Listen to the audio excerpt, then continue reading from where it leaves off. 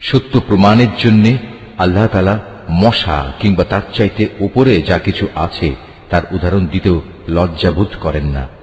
যারা আল্লাহর বাণীতে বিশ্বাস স্থাপন করে তারা জানে এ সত্য আল্লাহর কাছ থেকেই এসেছে।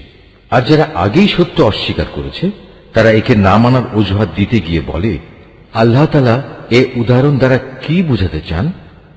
এভাবে একই ঘটনা দিয়ে আল্লাহ তাআলা অনেক লোককে গুমরাহিতে নিমজ্জিত করলেও বহু লোককে তিনি আবার এ দিয়ে হেদায়েতের পথও দেখান। আর কতিপয় পাপাচারী ব্যক্তি ছাড়া তিনি তা দিয়ে অন্য কাউকে গুমরাহিতে নিমজ্জিত করেন না। এরা হচ্ছে সেসব লোক যারা আল্লাহর ফরমান মেনে চলার প্রতিশ্রুতি দেওয়ার পর তা ভঙ্গ করে। ব্যক্তি ও সমাজ জীবনে আল্লাহ তাআলা যেসব সম্পর্কের ভিত মজবুত করতে বলেছেন তা তারা ছিন্ন করে। সর্বোপরি জমিনে অহেতুক বিপর্যয় সৃষ্টি করে।